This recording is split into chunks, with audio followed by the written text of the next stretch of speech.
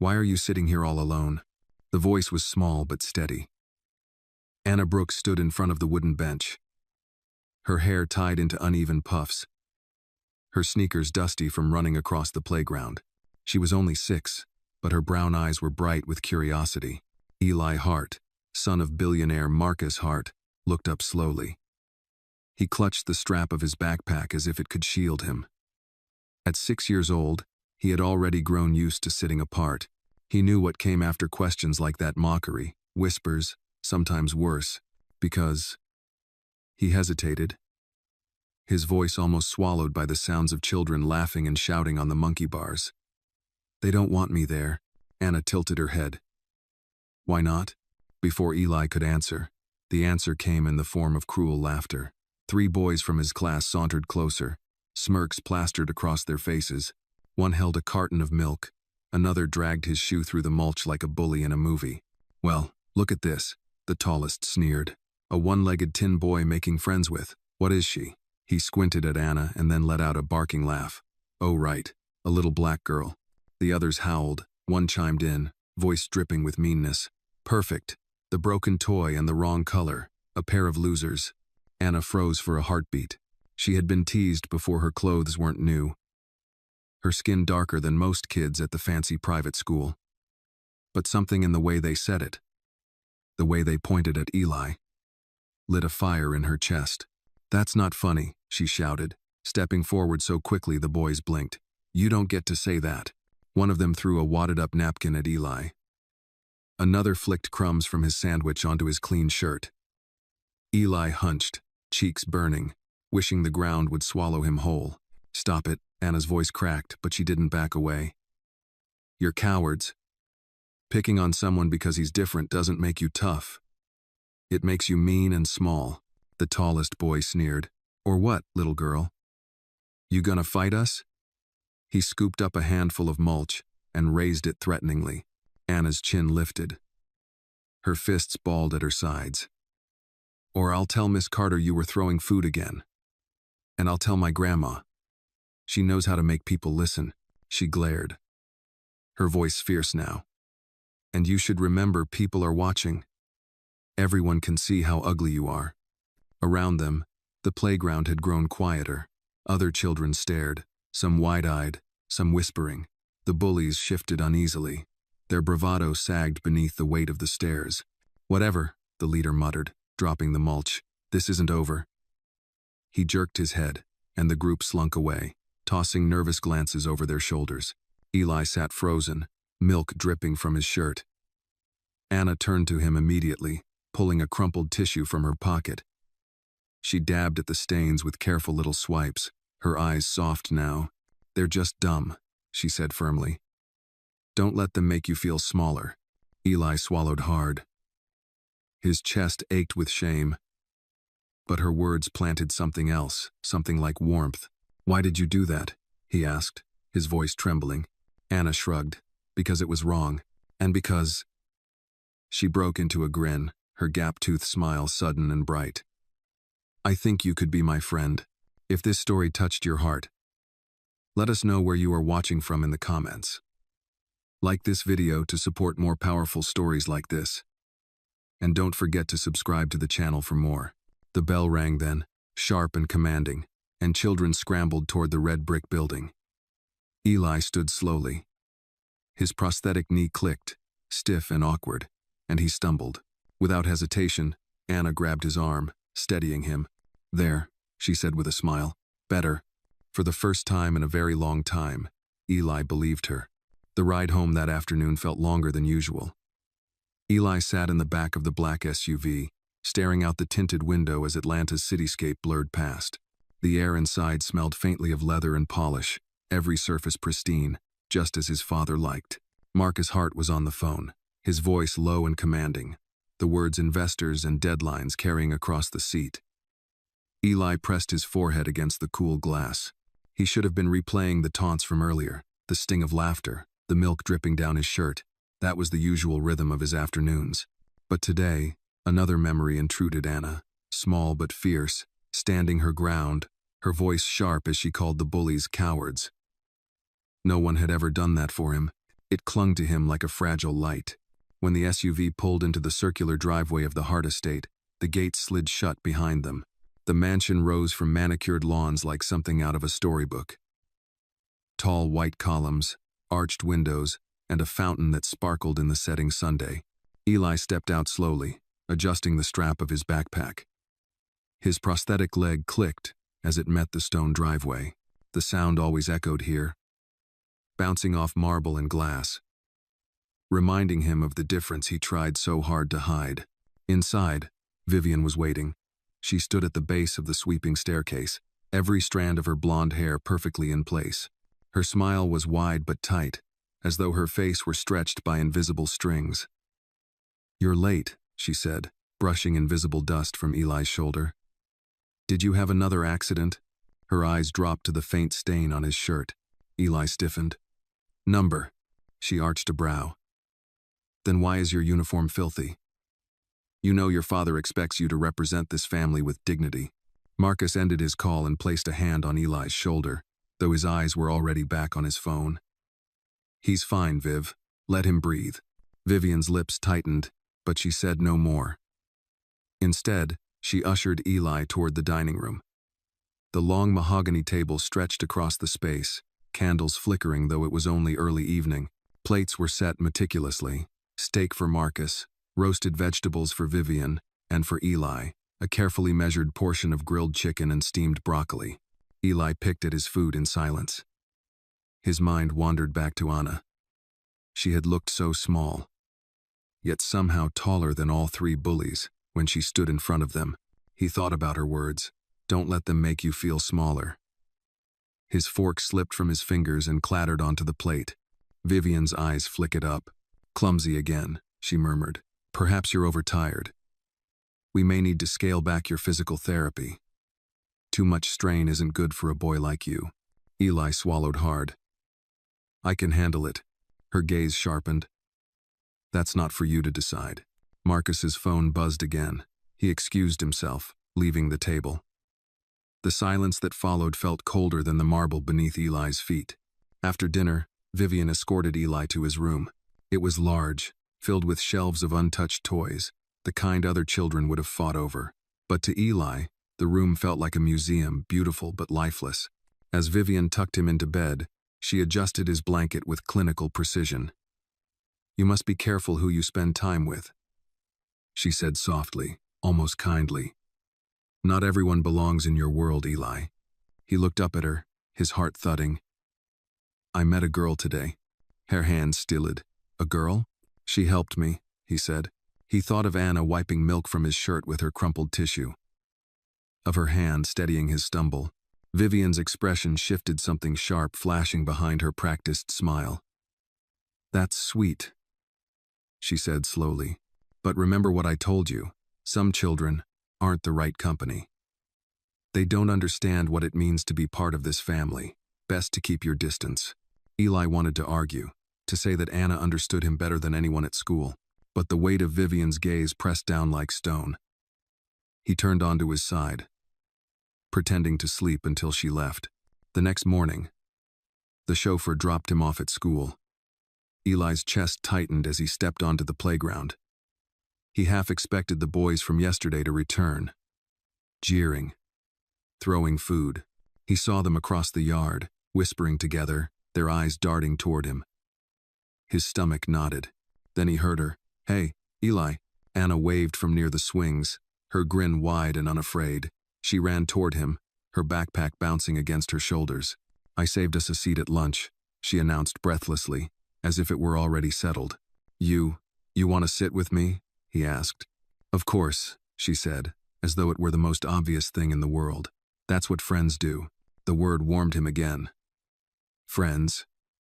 He nodded, almost shyly, and followed her toward the swings. But the reprieve was short-lived. By lunchtime, the bullies struck again. As Eli and Anna carried their trays to the table, one boy stuck out his foot. Eli stumbled, his tray tilting. Milk spilled across the floor, splashing his shoes. Laughter erupted. "Watch it, one leg." The tallest jeered. "Better let your girlfriend carry it for you." He looked at Anna and sneered. Not that anyone wants a black girl for a girlfriend. The cafeteria seemed to hold its breath.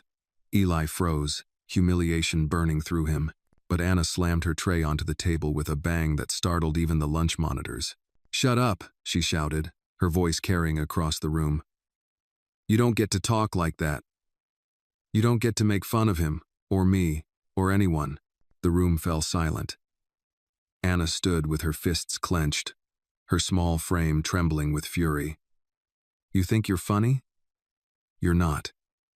You're just bullies. And bullies are scared little cowards." Teachers rushed over then, scolding, dragging the boys aside. The moment passed. But Eli couldn't stop staring at Anna. She was shaking, but she had stood there, unflinching, while the whole cafeteria watched. Later, when the noise of the day faded, Eli sat beside her at the lunch table. His voice was quiet, almost fragile. "Why do you keep helping me?" Anna looked at him like it was the simplest question in the world. "Because it's right. And because you deserve a friend." He stared at his tray, words lodging in his throat. All he managed was a whisper. "I've never had one before." Anna smiled, soft but certain. "Well, you do now." For Eli, the words felt like the beginning of something new, fragile but powerful. Somewhere deep inside, he felt the first stirrings of courage. The sun had barely climbed above the Atlanta skyline when Eli arrived at school the next morning. His driver pulled up in the glossy SUV, and Eli stepped out carefully. Adjusting the strap of his backpack, the prosthetic joint gave its familiar click, a sound he hated, as if it announced his difference before he ever spoke. Children's voices filled the playground, but as always, he walked alone, eyes fixed on the ground. Then he heard her. "Eli, over here." Anna's voice was bright, carrying across the yard like a warm thread pulling him closer. She waved both arms, standing by the sandbox with a proud grin. Eli's chest loosened. Against his better instincts, he smiled back. He crossed toward her slowly, but the moment felt lighter than yesterday, as though her voice could soften the edges of the world. Anna didn't waste time. She knelt in the sand, her sneakers already dusty, and patted the spot beside her. "Sit. I want to see your leg." Eli froze, looking around to see who might be watching. I don't think I should," Anna shrugged. "You don't have to. But I noticed it clicks, and my grandma always says if something sounds wrong, it probably island." She picked up a stick and poked at the sand. "You don't have to hide it from me, Eli. I'm not scared." Her tone was calm, steady, not like the whispers he usually heard. Eli sat down beside her cautiously, brushing sand from his uniform pants. "It hurts sometimes," he admitted. "Like it's too tight, but they always tell me it's normal." Anna squinted. Normal doesn't mean right. The bell rang, calling students inside, and the conversation ended. But all morning Eli thought about it. He thought about Anna's eyes, serious and determined, and how she made it sound like his pain mattered. By the time lunch came, he felt something strange and new hope mixed with unease. That afternoon, after classes ended, Anna tugged at his sleeve. "Come on," she whispered. "I want you to meet someone." Before Eli could ask, she dragged him down the sidewalk, away from the cluster of waiting parents and buses. Her grandmother, Miss Brooks, stood by the fence, a tall woman with silver-streaked hair and a steady gaze. She wore a simple cardigan, worn at the elbows, and held a grocery bag in one hand. "This is my grandma," Anna said proudly. "She knows stuff." Miss Brooks smiled, lines deepening at the corners of her eyes. "And who is this polite young man?" Eli shifted awkwardly. "Eli Hart." Her expression softened with recognition. "Hart? Are you Marcus Hart's boy?" Eli nodded. It always felt strange to be identified by his father's name. Miss Brooks crouched a little, meeting his eyes. "Your leg," she said gently. "May I see how it's fitted?" Eli hesitated. He wasn't used to adults asking. They usually told him what was best, what he should accept. But there was kindness in her eyes, not pity. Slowly, he pulled up his pant leg to reveal the sleek prosthetic. Miss Brooks adjusted her glasses, examining the joint with practiced hands. She tapped the side lightly, pressed along the socket. "This isn't aligned properly," she murmured. "And the padding is all wrong." "No wonder it hurts." Eli blinked, stunned. "They always said it was supposed to feel like that." Miss Brooks shook her head firmly. "No, child. Whoever set this up didn't do it with your comfort in mind. It looks like they've been making adjustments that make you depend more, not less." She glanced at Anna, then back at Eli. "You deserve better." Something cracked open inside Eli. For the first time, an adult confirmed what he had felt all along, that the pain wasn't normal. That he wasn't weak, or imagining it. His chest tightened with a mix of relief and anger. "Anna Grinnet, told you." The chauffeur honked from the curb. Eli flinched. I have to go. Come by our place sometime." Anna said quickly. "Grandma can show you more. We don't have much, but we've got tools." Eli wanted to say yes. He wanted to shout it, but fear rushed in like cold water. He imagined Vivian's sharp eyes, her careful warnings about the wrong company. He shook his head. "I can't." Anna frowned. "Why not?" "Because..." His voice broke. "They wouldn't let me." Miss Brooks laid a hand on his shoulder. "Sometimes the people who love us don't see the truth. That doesn't mean the truth isn't there." Eli's driver honked again. He muttered a goodbye and hurried to the SUV, heart pounding. He felt Anna's eyes on his back the whole way. That evening, the mansion glowed with warm light, but to Eli it felt colder than ever. At dinner, Vivian studied him with her calculating smile. "You're quieter than usual," she observed. "Something happened at school?" Eli shook his head quickly. "Number." Her eyes narrowed. "Did someone bother you?" "You know you can tell me." He looked down at his plate.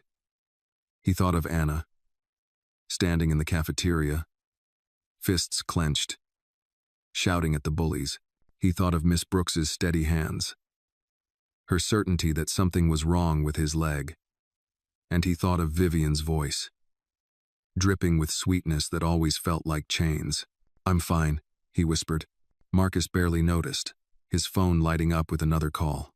The conversation ended there. That night, alone in his room, Eli pulled the blanket tight around him. The mansion's silence was thick, broken only by the hum of air conditioning. His leg ached, a dull throb that kept him awake. He pressed his palm against the prosthetic joint, remembering Miss Brooks's words. "It looks like they've been making adjustments that make you depend more, not less." Was that true? And if it was, why would anyone do that to him? His eyes burned, but beneath the fear was a flicker of something stubborn. Anna's voice echoed. "Normal doesn't mean right." She believed him. She saw him. He whispered into the dark, almost like a vow. "I'll see her again." For the first time, he let himself imagine a world where he wasn't alone. The weekend arrived with the kind of spring sunlight that made Atlanta shimmer. But for Eli Hart, the morning felt heavy. He sat at the kitchen counter of the mansion, a plate of pancakes untouched in front of him. Vivian hovered nearby in her silk robe, flipping through a glossy magazine. "Eat up, darling," she said without looking at him. "You need your strength." Her tone was sweet, but the sharpness beneath it was unmistakable. Eli stabbed at the pancake with his fork. His leg throbbed, the prosthetic rubbing raw against his skin. Miss Brooks's words haunted him. "It's not aligned properly." "No wonder it hurts." Marcus breezed in, already in a tailored suit though it was Saturday. "Big meeting downtown," he said, pressing a distracted kiss to Eli's hair. "We'll talk later, champ." Then he was gone, the door clicking shut. Vivian set down her magazine and fixed Eli with a pointed look. "I saw you lingering by the fence after school yesterday," she said. Eli's stomach clenched. That little girl, Anna, is it? And her grandmother? He tried to keep his voice even. They were just being nice. Vivian's smile was practiced, polished. "People like that don't understand our world, Eli. They don't belong in it. You can't afford distractions. Friends should be appropriate." He wanted to argue, but the words stuck. He lowered his head and mumbled, Yes, ma'am. Later that day, while Vivian was occupied with a phone call, Eli slipped out into the garden. The fountain gurgled, birds flitted through manicured hedges, but none of it brought comfort. He thought of Anna's fearless eyes, the way she stood against the bullies, the way her grandmother's hands had touched his prosthetic with certainty. They had seen him, really seen him. For once, he wasn't invisible or fragile. By Sunday afternoon, Eli made up his mind. He asked the chauffeur to drop him off a block from Anna's trailer park, pretending he wanted to go for a walk near the park. The man, following Marcus's standing orders to indulge Eli's small requests, agreed without question. The trailer park was a world away from the Hart estate. Gravel crunched underfoot, laundry lines sagged between metal homes, and the scent of fried chicken and motor oil hung in the air. Children rode battered bikes, their laughter ringing out freely. Eli hesitated at the edge, suddenly aware of his polished shoes and pressed shirt. His leg clicked with each uncertain step. Then he heard her. "Eli." Anna came running, her grin wide, a streak of chalk across her cheek. "You came." She grabbed his hand and tugged him toward a small trailer painted pale blue. "Grandma, he's here." Miss Brooks emerged from the doorway, wiping her hands on a dish towel. "Well, I'll be," she said warmly. "Welcome, Eli. Come on in." Inside, the trailer was cramped but cozy.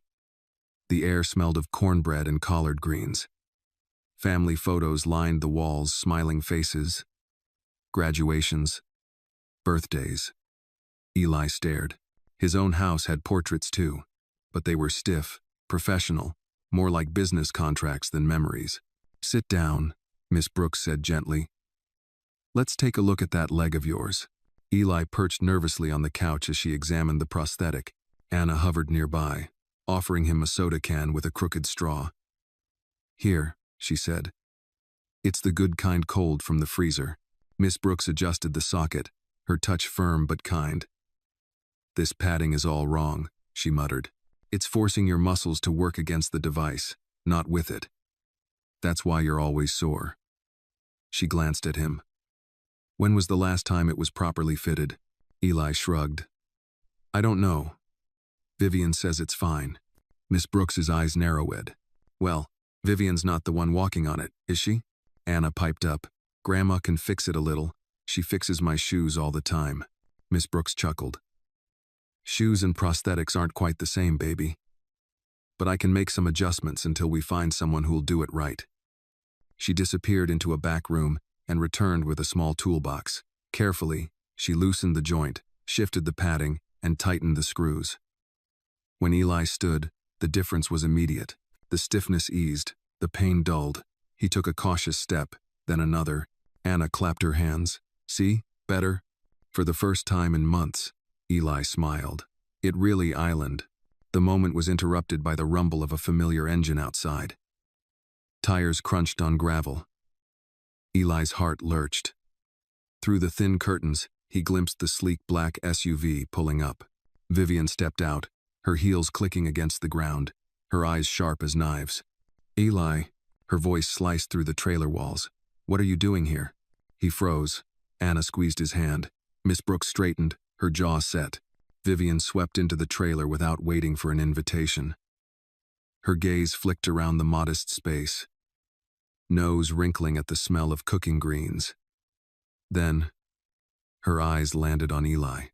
"Get your things. We're leaving." Eli's throat tightened. "But they were helping me." Vivian's smile was thin and cold. "Helping? These people can't help you. They don't understand your needs, Eli. Your father has arranged the best specialists money can buy. You don't belong here." Anna stepped forward, small but unyielding. "He belongs wherever he wants," she said fiercely. Vivian's eyes narrowed. "Stay out of this." She reached for Eli's arm, but Miss Brooks intercepted, her voice calm but firm. "With all due respect, ma'am, the boy is in pain. I've seen the fittings.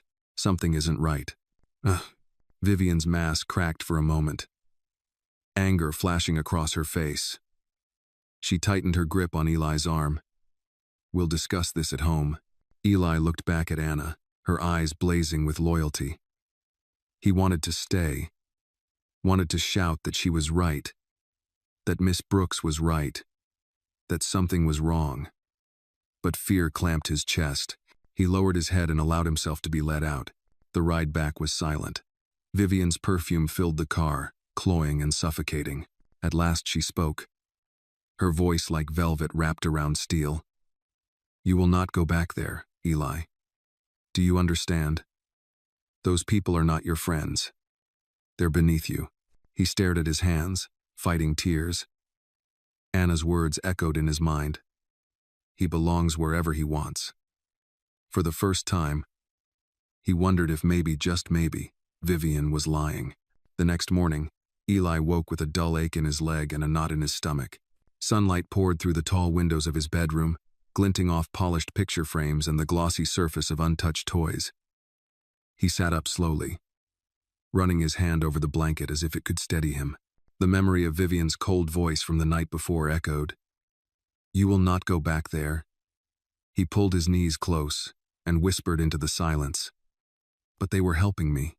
At breakfast, the mansion's dining room gleamed with crystal light fixtures and the smell of fresh coffee. Marcus sat at the head of the long mahogany table, eyes on his tablet, scrolling through reports. Vivian poured juice into Eli's glass, her smile thin and practiced.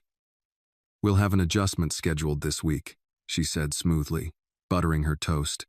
"Dr. Reynolds will look at the prosthetic again. He's the best in the state."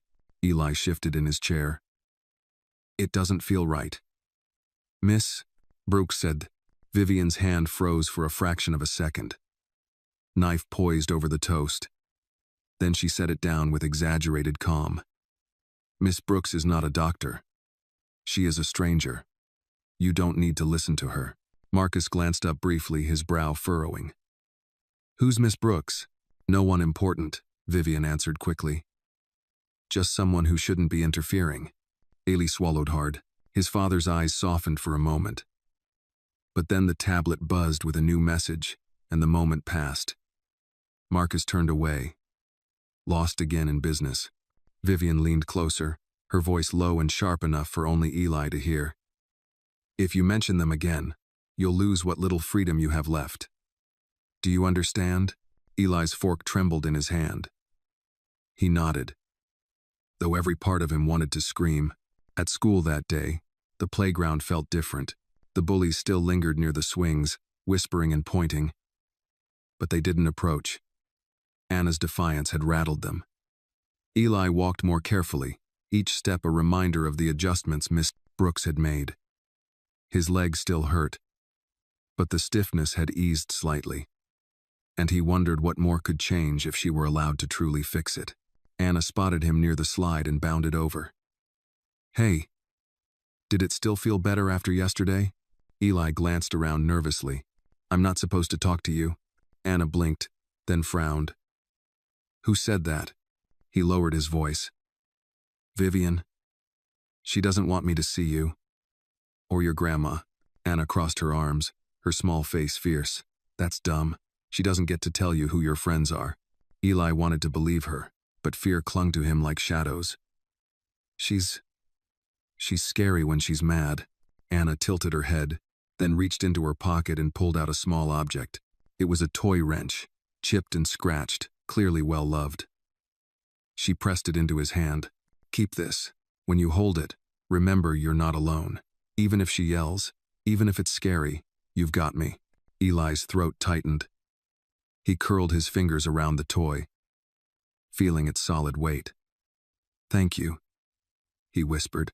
That afternoon, Anna invited him to sit with her at lunch again.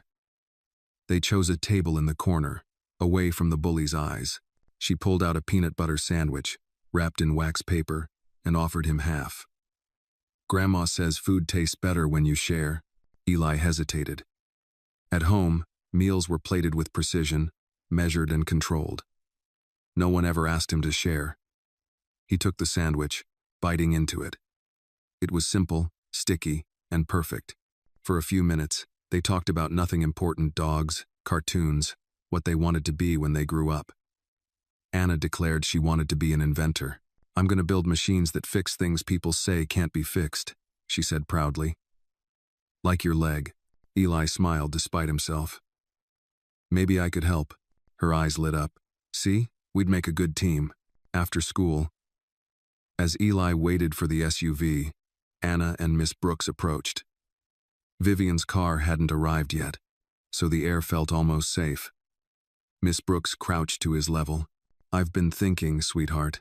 If you let me, I can show you how to walk stronger. Not just with adjustments, but exercises. Your muscles need the right training, not more restrictions. Eli nodded eagerly, but fear quickly followed. Vivian won't let me. Miss Brooks placed a hand gently on his shoulder. You have more say than you think. Don't forget that. The SUV pulled up then, and Vivian stepped out, her heels clicking against the pavement. Her eyes narrowed when she saw the Brookses. I thought I made myself clear, she said icily. Anna stepped in front of Eli without hesitation. He was just talking to us. He's our friend. Vivian's smile sharpened like glass. Friendship is not what he needs. What he needs is discipline. She gripped Eli's arm and steered him toward the car. Inside the SUV, Eli clutched the toy wrench in his pocket. Vivian's voice dripped with scorn. You will not disobey me again. Those people are beneath you. They don't know what's best for you. But as the city blurred past the window, Eli held the wrench tighter. For the first time, he felt the faint spark of defiance. He whispered so softly she couldn't hear. They do know what's best for me, better than you. That night, in the safety of his room, he replayed the day. Anna's fierce defense. Miss Brooks's calm certainty. The taste of the sandwich. He tucked the toy wrench under his pillow like a secret promise. Vivian might control his schedule, his food, his therapy, but she could not control the truth he now carried. The truth that friendship was real. The truth that his pain was not normal. The truth that someone out there believed in him. As sleep crept over him, Eli imagined a future not bound by marble walls or polished floors. A future where Anna and her grandmother helped him walk without pain. Where bullies' voices faded into nothing, and where Vivian's power no longer defined his world. It was just a dream for now. Fragile and distant. But it was his. And for the first time, Eli dared to dream of freedom. Sunday afternoons at the Hart Mansion were supposed to be quiet. The housekeepers polished the marble floors until they gleamed, and the gardeners trimmed the hedges into perfect shapes. Everything looked flawless, but Eli sat on the back steps of the veranda, staring at the fountain as if it were mocking him. The water danced freely, spilling over stone lips, while his own body felt trapped by gears and screws. He fingered the little toy wrench in his pocket, the one Anna had given him. He pressed it tightly, reminding himself that he wasn't alone. That evening, Marcus finally had a break from his endless meetings. He sat in the study, papers spread across the desk, glasses perched on his nose. Eli stood hesitantly in the doorway. Dad? His voice was small. Marcus looked up, smiling faintly. Hey, champ, come in. Eli shuffled forward, the click of his prosthetic echoing in the quiet room. I wanted to tell you something. About school. Marcus leaned back, setting his papers aside. Go on. I met a girl, Anna, and her grandma. They helped me with my leg. She said it wasn't right, and when she fixed it a little, it felt better. I could walk better. The words tumbled out, desperate for belief. Marcus's brow furrowed. Really? That's interesting. Did she say what was wrong? She said the padding was all wrong, and the screws too tight. She knew more than the doctor. She said I wasn't supposed to hurt this much. Before Marcus could reply, the door opened. Vivian swept in, her heels sharp against the wood. Marcus, don't listen to this nonsense, she said smoothly. He's been spending too much time with that child. They're filling his head with foolish ideas. Marcus turned to her, frowning. Vivian, he says he feels better. We can't ignore that. Her smile tightened. These are amateurs. Do you really want to risk your son's health on the opinions of strangers? Eli's chest clenched. He wanted to scream, to beg his father to listen. But Marcus sighed, rubbing his temples. We'll look into it, he said vaguely, already reaching for his papers again. Vivian's eyes glinted with victory. She placed a hand on Eli's shoulder, squeezing a little too hard. See? Nothing to worry about. Now, run along to bed. That night, Eli lay awake, staring at the ceiling. His father's words had been half-hearted, a promise that dissolved before it was even spoken, but Anna's voice echoed in his mind. Normal doesn't mean right. He turned on his side, clutching the wrench beneath his pillow. I'll find a way, he whispered into the dark. The next day at school, Anna was waiting near the swings, her smile wide. Well, she asked, did you tell him? Eli nodded glumly. He listened, but Vivian stopped him. She always stops him. Anna crossed her arms, scowling. She doesn't want you to get better. Eli flinched. Why would she not want that? Anna shrugged, but her eyes were sharp. Some people like to be in control. If you're hurting, you need her. If you're strong, you don't. Her words settled heavy in his chest. He hadn't wanted to believe it, but deep down he knew. Vivian liked him weak. Vivian liked him dependent. At recess, the bullies returned, though less bold than before. One of them muttered, "Look, it's the broken toy and his bodyguard." They tossed a wad of paper in his direction, but Anna stood so close to him they missed. Eli didn't even react. For the first time, their words slid past him. All he could think about was the truth dawning inside. Anna was right. That afternoon, Anna tugged him toward the fence again. Grandma says you should come after school. She can show you exercises that make you stronger. Ellie's heart pounded. He glanced at the SUV waiting at the curb. What if Vivian finds out? Then we'll be quick, Anna said firmly. 5 minutes. That's all. Before he could lose his nerve, Eli slipped through the gate with her. They hurried down the block until they reached the little trailer. Miss Brooks greeted them with a knowing smile. I figured you'd come back, she said. She cleared a space in the living room, rolling out a faded rug. Now, let's start simple. She showed him how to shift his weight, how to balance on his good leg, while stretching the muscles of the other. Anna demonstrated alongside him, giggling when she wobbled. Eli tried, sweat forming on his forehead, but when he managed 3 steady steps across the rug, Miss Brooks clapped. That's it, sweetheart. You've got more strength than they've been letting you use. Eli's chest swelled with something he hadn't felt in years' pride. He glanced at Anna, who was beaming. See? Told you. But the moment was shattered by the sound of tires on gravel. The SUV had pulled up outside again. Vivian's sharp voice pierced the air. Eli, he froze. Panic surged. Miss Brooks placed a calming hand on his shoulder. Don't be afraid. You've done nothing wrong. The door flew open. Vivian's eyes blazed as she swept inside. Enough of this, she snapped. I told you to stay away from them. Eli's hands trembled. Anna stepped in front of him again, defiant. He's allowed to walk better. Why don't you want that? Vivian's face twisted, but she quickly smoothed it into her practiced smile. You don't understand, she said sweetly. It's dangerous for him to be experimenting. He needs proper care. Miss Brooks straightened, her voice calm but firm. Proper care doesn't mean leaving a child in pain. I've worked with patients long enough to know when something is wrong. Vivian's eyes flickered, a flash of rage quickly hidden. She grabbed Eli's arm, pulling him toward the door. We're leaving. This time, something inside Eli resisted. He pulled back slightly, his voice shaking but clear. I want to stay. They're helping me. Vivian's grip tightened. Don't you dare defy me. For a moment, silence filled the trailer, the tension crackling like electricity. Eli's heart hammered. Anna's small hand brushed against his, squeezing lightly. He drew strength from it. Then Marcus's voice echoed from outside. Vivian, what's going on here? Everyone froze. Marcus stepped into the doorway, confusion on his face. His eyes flicked from Eli's flushed cheeks to Vivian's iron grip, then to Miss Brooks standing tall. Vivian's smile returned instantly. Marcus, darling, I was just collecting Eli. He wandered off again, but Marcus's gaze lingered on his son. Is that true? He asked gently. Eli's throat went dry. This was his chance. He could tell the truth. He could finally be heard. His fingers tightened around the toy wrench in his pocket. He looked up at his father, his voice trembling but steady. I came here because they're helping me. My leg feels better when they fix it. I don't want to stop.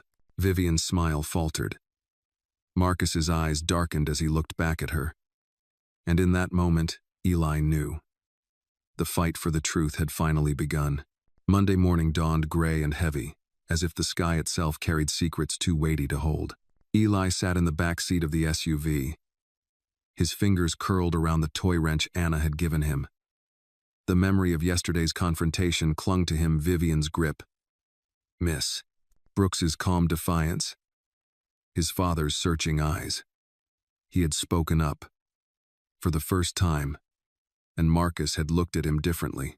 Not as a fragile boy, not as a burden, but as someone telling the truth. That flicker of recognition gave Eli courage, even as the city rolled past his window. At school, the playground was alive with noise, but Eli walked straighter. The adjustments Miss Brooks had made still held, and the exercises she had taught him lingered in his muscles. He moved more confidently, though the click of his prosthetic hadn't vanished. The bullies noticed. One of them muttered, "Look who thinks he's normal now." They snickered, but didn't approach. Their bravado had thinned since Anna had stood against them. Anna ran up, her braids swinging. "You did it," she whispered excitedly. "You told your dad, didn't you?" Eli nodded, a shy smile tugging at his lips. "I think he believed me. At least a little." She grinned. "That's huge. Grown-ups don't usually listen. But he will, if you keep telling him the truth."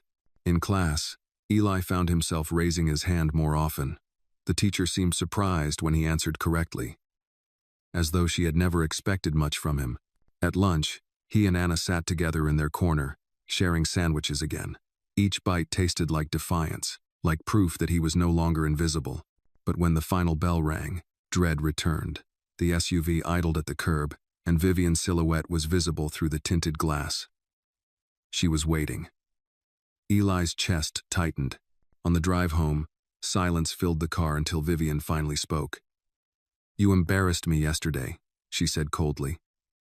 "In front of your father. You will not repeat that mistake." Eli stared at his hands. "It wasn't a mistake. I was telling the truth." Her eyes flashed in the rearview mirror. "The truth?" Her voice was icy. "The truth is what I decided, Island. And you will learn that, Eli." When they reached the mansion, Marcus was in the study again. Eli hesitated at the doorway, then stepped inside.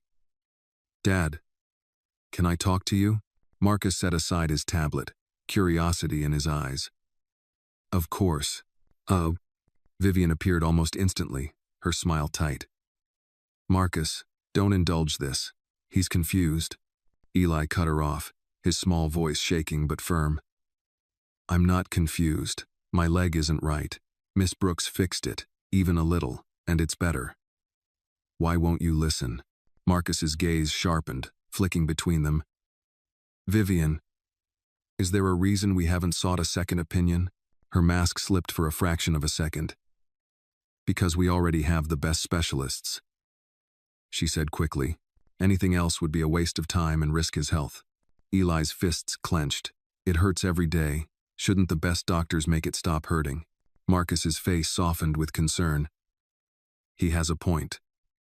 He leaned back in his chair, tapping a pen against the desk. "I'll schedule an independent evaluation," quietly. Vivian's smile froze. "Marcus, it's decided," he said firmly. For the first time, Eli felt the weight shift. The balance of power was no longer entirely in Vivian's hands. That night, he dreamed of running, not stumbling, not clicking, but running freely across the grass. Anna ran beside him, laughing, the sound bright and fearless. When he woke, the dream clung to him like a promise. The next day, Anna asked about his father. Eli told her everything. His voice hushed, but eager. She listened, nodding. "See? You're stronger than you think. People listen when you speak up." At recess, the bullies tried again, circling like vultures. Your girlfriend fixing your robot leg? One sneered. What's next? She gonna build you a whole body? But before Eli could shrink, Anna stepped forward. At least he's brave enough to keep walking. You wouldn't last a day in his shoes. The boys faltered, unsure how to respond. Eli felt something rise in him, a quiet boldness. You're right, he said clearly. You wouldn't last a day. The look on their faces was worth every click of his prosthetic. They backed off, muttering, their power unraveling in the face of his newfound voice. After school, Marcus surprised him by arriving in person. He crouched to Eli's level, his expression serious. We're going to see a different doctor tomorrow. Just you and me. Don't tell Vivian yet. Eli's heart leapt. Really? Really, Marcus said. If something's wrong, we'll fix it. Nah. That night, as Vivian tucked him in, her smile was too wide, too sharp. Remember what I said, she whispered. You need me. Don't forget it. But under the blanket, Eli's hand found the toy wrench. He held it tight, thinking of Anna's steady eyes and Miss Brooks's gentle hands. For the first time, he knew her words weren't true. He didn't need Vivian. What he needed was courage. And now, at last, he had a little of it. Tuesday morning dawned bright and clear. But Eli's stomach was knotted as he buttoned his uniform shirt. Vivian had left early for a charity brunch, which meant the air in the mansion was lighter than usual. Marcus appeared in the doorway of Eli's room, already dressed in a simple blazer instead of his usual tailored suit. Ready, champ? He asked, his tone gentler than Eli had heard in months. Eli nodded quickly, his heart pounding. This was it, the secret appointment. The SUV pulled out of the estate gates and merged onto the bustling Atlanta streets. Eli stared out the window, clutching the toy wrench in his pocket like a talisman. He whispered to himself, normal doesn't mean right. The words Anna had planted in him now, his mantra. Marcus reached over, giving his shoulder a squeeze. You don't have to be nervous. We're just getting another opinion. Will Vivian be mad? Eli asked softly. Marcus hesitated before answering. Vivian cares in her way. But sometimes caring means controlling too much. This is about you, not her. You deserve to feel better. They arrived at a modest medical building near Emory University, far humbler than the glossy clinics Vivian preferred. Inside, the air smelled faintly of antiseptic and coffee.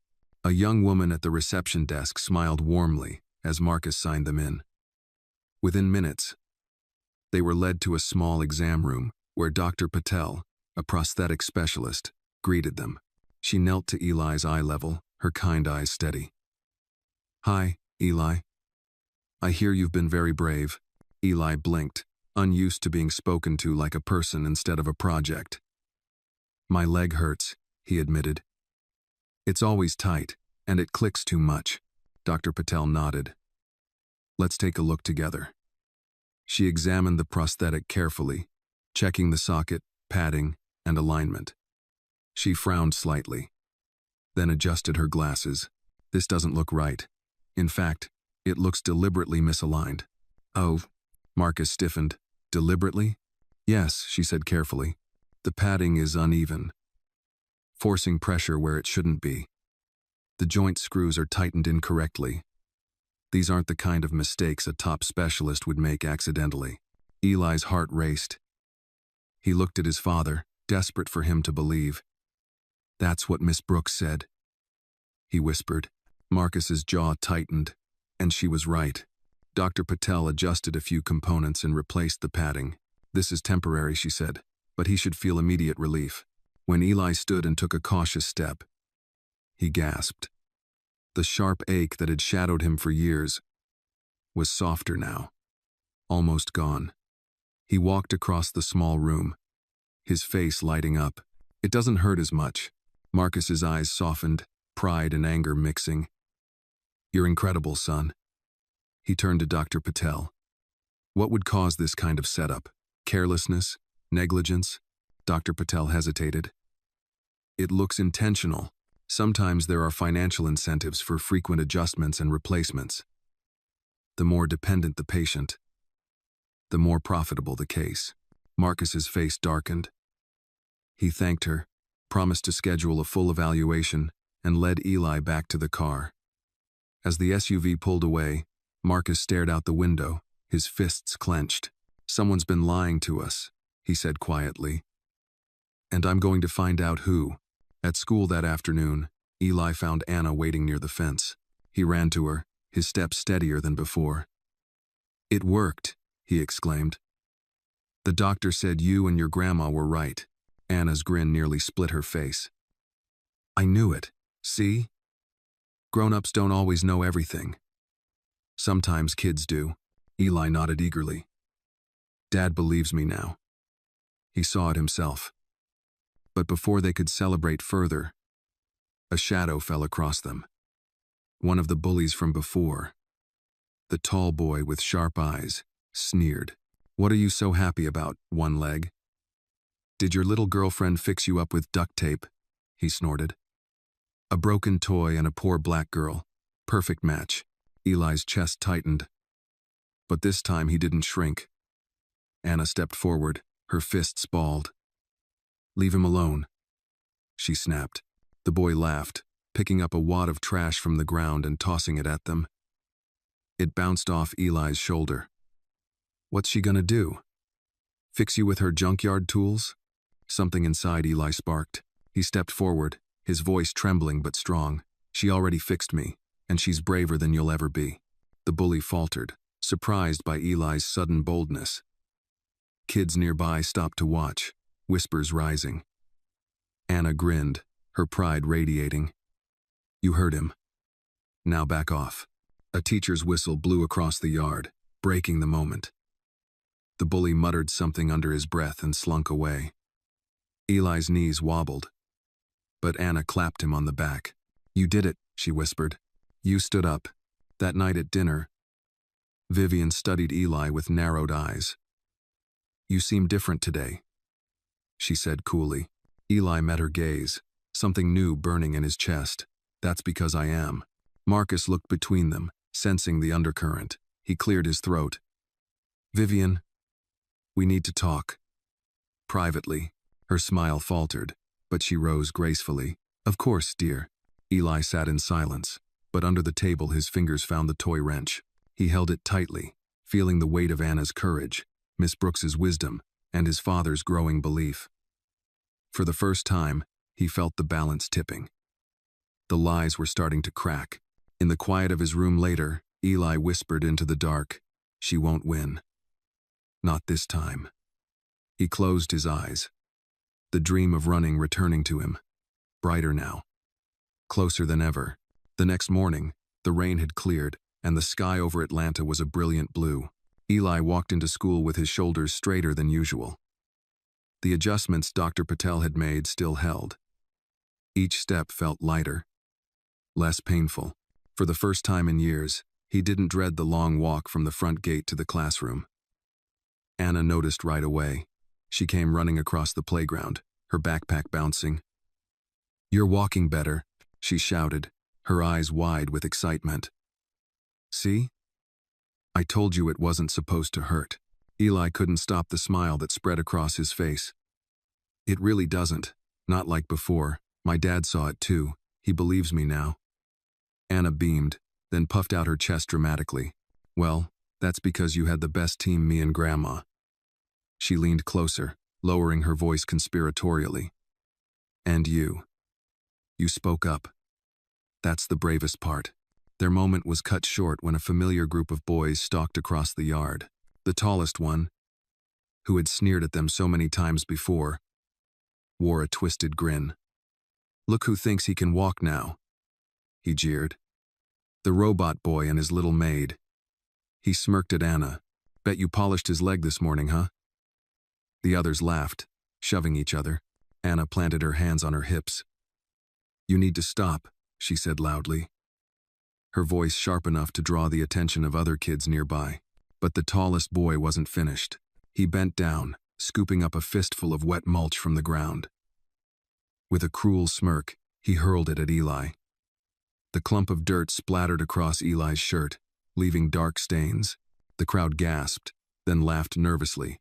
Eli froze, the humiliation pressing down like a heavy stone. He wanted to curl into himself, but before he could, Anna leapt in front of him, arms outstretched. "Enough!" she yelled, her voice shaking with fury. "You're nothing but bullies. Everyone can see it." The boys laughed, but their laughter wavered. Other children were watching, whispering. Some of them didn't look amused. "You're protecting him because he's broken," the tall boy sneered. "And you're just a poor black girl. Nobody cares what you say." The words cut through the air like knives. For a moment, the playground seemed to fall silent. Eli's stomach twisted with shame and anger. He looked at Anna, expecting her to wilt under the cruelty. But she didn't. Her chin lifted higher, her small fists clenched. "Maybe I'm poor, maybe I'm black," she said, her voice strong and clear. "But at least I'm not cruel, at least I'm not a coward." Gasps rippled through the crowd. The tall boy's face flushed. He took a step forward, his fists tightening. For the first time, Eli felt something ignite in his chest. He stepped up beside Anna, his voice trembling but steady. "She's right. You couldn't handle what I go through every day. You wouldn't last a single morning with one leg. You think hurting people makes you strong, but it just makes you weak." The crowd erupted in whispers. The tall boy froze, his mouth opening and closing without words. A teacher's whistle pierced the tension. "Break it up, everyone inside," the teacher barked. The bullies slunk away, their shoulders hunched, while the rest of the children scattered. Eli's shirt was still stained, but his heart raced with something fierce and new pride. For the first time, he had spoken up. Not just for himself, but for Anna too. She turned to him, her grin fierce. "That was amazing." "You told him off." Eli flushed, but he smiled. "I couldn't let him talk about you like that." At lunch, they sat together in their usual corner. Anna pulled out another peanut butter sandwich, offering him half. "You know," she said between bites, "people like him only win if you stay quiet. You didn't stay quiet today. That means you're winning." Eli thought about that as he chewed. The sandwich tasted even better than yesterday's. After school, the SUV was waiting. Vivian sat inside, her lips pursed in disapproval. She studied the stains on his shirt, her eyes narrowing. "What happened?" "Nothing," Eli said quickly, not wanting to give her the satisfaction. "Don't lie to me," she snapped. "Did that girl have something to do with this?" Eli hesitated, then shook his head. "Number?" "The bullies did." Vivian leaned back, her smile cold. "Bullies exist everywhere, Eli. You'd better get used to it. Not everyone is going to protect you." But Eli thought of Anna standing in front of him, of her voice ringing across the playground. "At least I'm not a coward." He met Vivian's eyes, and for the first time, he didn't flinch. "I don't need everyone to protect me," he said softly. "Just one real friend is enough." Her smile faltered, just slightly. She turned her gaze to the window, ending the conversation. That night, Marcus stopped by Eli's room.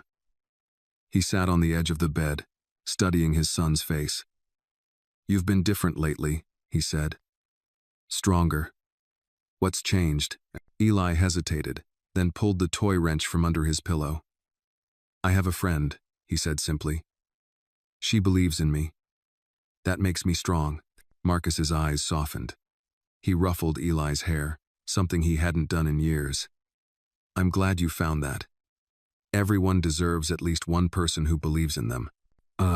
When the lights went out, Eli lay awake, his hand wrapped around the wrench. For the first time in his life, he didn't feel entirely alone. The bully's words still stung, but Anna's courage echoed louder. The road ahead was still uncertain, but now he knew he had the strength to keep walking it. Marcus Hart had built his empire on order and precision, but lately his home felt anything but orderly. He had noticed things subtle, unsettling things about his son's condition. Eli's limp, the stiffness of his walk, the haunted look in his eyes when Vivian dismissed his complaints. And now, After Dr. Patel's evaluation, the doubts gnawed at him more fiercely. Sitting in his office late at night, Marcus stared at the test results. They showed traces of a sedative in Eli's system, a drug that should never have been there. His chest tightened as he read the report again, the truth pressing down heavier with each word. Somebody was interfering with his boy's health. The next morning, Marcus drove Eli to school himself. It was a rare occurrence, and Eli seemed both surprised and pleased. "Does this mean you'll pick me up too?" he asked hopefully. Marcus smiled faintly. "If I can, champ. I just want to see how you're doing." As Eli stepped out of the car, his gait was still cautious but steadier than before. Marcus watched him disappear into the red brick building, his small frame swallowed by the crowd. He stayed a moment longer, his hands gripping the steering wheel, wrestling with the weight of suspicion. Vivian had been managing Eli's treatments for years.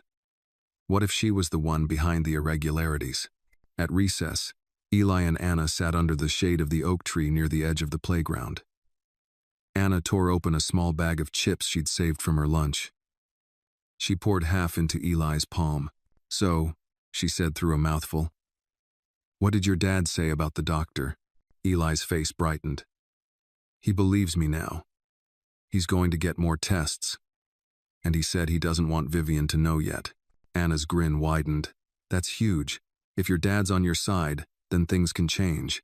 Eli nodded, though a shadow crossed his face. "Vivian's scary when she's angry. She said the truth is whatever she decides at Island." Anna's brow furrowed. "That's not true. The truth is the truth. And now you've got proof." Their moment was cut short by the bullies again. The tall one stalked closer, his smirk already in place. "Still playing house with your little bodyguard?" he sneered. He picked up a small carton of juice from his tray and flicked it open, threatening to spill it. Before Eli could shrink back, Anna sprang to her feet. "Don't even try it," she warned, her voice ringing loud enough for the other kids to hear. The bully hesitated, then sneered. "You think you're tough, don't you?" He raised the juice, but a teacher's voice cut across the yard. "That's enough. Hand it over." The boy muttered under his breath and slunk off, and Anna sat back down triumphantly. "See, they're cowards when someone's watching." Eli smiled nervously. "You're braver than me." Anna shook her head. "Number you're learning. You stood up last time, remember? That's how it starts." Later that afternoon, Marcus returned early from work and went straight to Vivian. She was in the sunroom, sipping tea, her posture perfect as always. "Vivian," he said evenly, "why are there sedatives in Eli's system?" Her hand froze around the teacup, though her smile never faltered. "Sedatives? That must be a mistake. You know how unreliable some labs can be." Marcus's jaw tightened. "I've reviewed the results 3 times. This wasn't a mistake." She set the cup down delicately. "Marcus, you've been under a lot of stress. Maybe you're seeing problems that aren't there. Eli's condition has always required careful management." "Careful management doesn't mean drugging him," Marcus snapped, his voice sharper than he intended. "If you've been giving him something," her eyes flashed with indignation. "How dare you accuse me? Everything I've done has been for Eli. For his safety. You're the one always too busy with meetings to notice when he's suffering." The words struck deep, but Marcus didn't flinch. "I may have been absent, but I'm here now, and I will not let anyone hurt my son." Vivian stood, her face pale but her voice low and venomous. "You think you can just take control now? You'll regret undermining me." Marcus held her gaze. "The only one who should regret anything is the person who put my boy in pain." That night, Eli overheard fragments of their argument from the hallway. His heart pounded as he pressed his ear to the wall. The words sedatives and lying floated through the air. His body trembled with fear but also with relief. His father knew. He wasn't alone anymore. The next day, Marcus arranged for Eli to see Dr. Patel again, this time for a more extensive evaluation. Eli walked into the clinic with Anna's words echoing in his head. "Now you've got proof, Doctor." Patel greeted him warmly, guiding him through balance tests, strength exercises, and scans. Each result painted the same picture: the prosthetic had been deliberately mismanaged, his body weakened by interference. When they left, Marcus looked down at his son.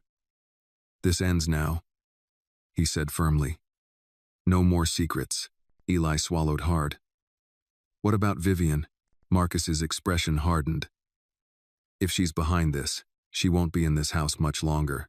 At school that afternoon, Eli couldn't wait to tell Anna. He ran across the playground, his steps steadier than ever. "It's true," he whispered excitedly. "The doctor said everything was wrong on purpose. My dad's going to stop it."